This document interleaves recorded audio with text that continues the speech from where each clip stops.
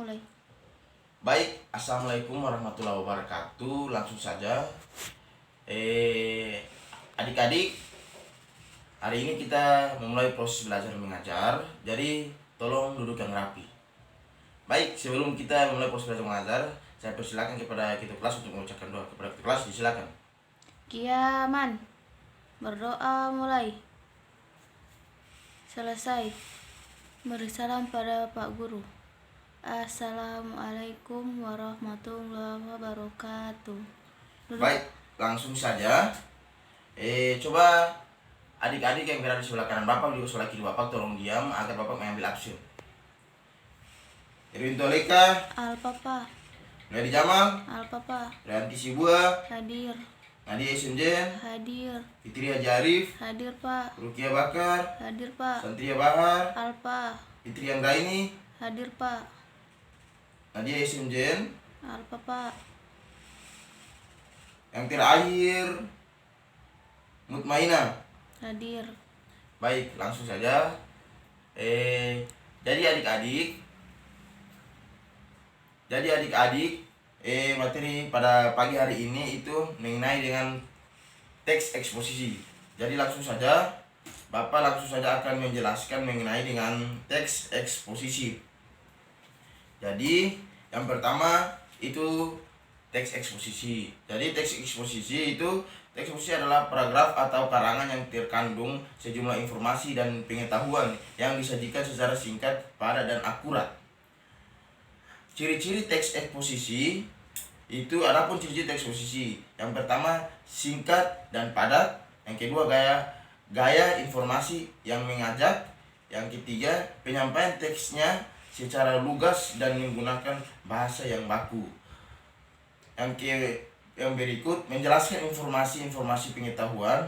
Yang berikut tidak memihak berarti tidak memaksakan kemauan dari penulis terhadap teks. Jadi yang berikut itu struktur teks eksposisi. Yang pertama judul, yang kedua pernyataan umum atau tesis, yang ketiga argumentasi atau alasan, yang keempat penguasaan pendapat atau simpulan. Yang berikut itu Bapak akan menyampaikan contoh-contoh teks eksposisi. Contohnya sebagai berikut. Dalam hal ini sebenarnya hukum yang ada di Indonesia sebagaimana yang telah diatur pada undang-undang telah secara tegas mengatur hukum. Dalam hal ini sebenarnya hukum yang ada di Indonesia sebagaimana yang telah diatur pada undang-undang telah secara tegas mengatur hukuman berbagai pelaku tindak kejahatan, namun realita seringkali terjadi ketidakadilan. Hukum yang menguraikan banyak orang. Hukum boleh saja tegas, namun menjadi tumpul di hadapan koruptor.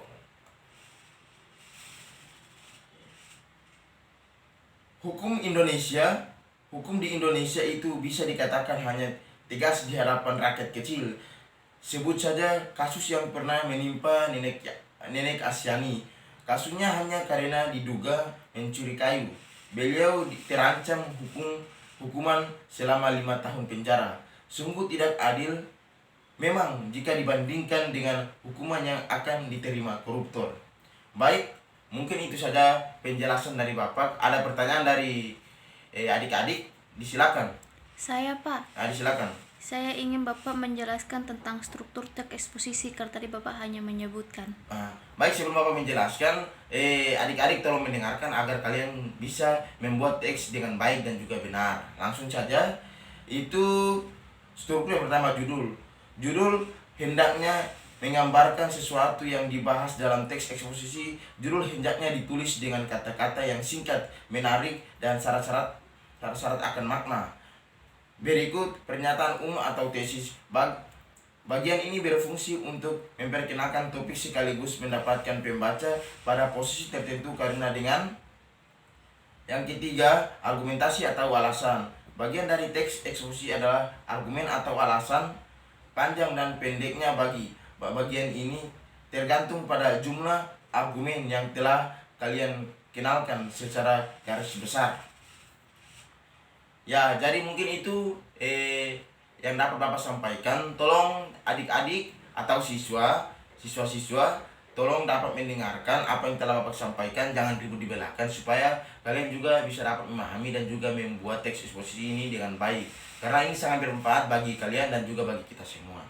Nah, mungkin itu saja yang dapat Bapak sampaikan pada pagi hari ini. Bapak memberikan tugas kepada kalian, yaitu tugasnya berjudul itu cara-cara membuat teks eksposisi dengan baik. Nah, tolong simak tugas kalian, yaitu membuat kalian membuat cara-cara membuat teks eksposisi dengan baik. Mungkin itu saja tugas yang Bapak berikan kepada kalian. Semoga kita dapat dipertemukan di minggu ya semoga kita dapat dipertemukan di PK yang akan datang. Mungkin itu saja. Lebih dan kurangnya Bapak mohon maaf. Wabillahi taufiq wal hidayah. Wassalamualaikum warahmatullahi wabarakatuh. Salam perjuangan.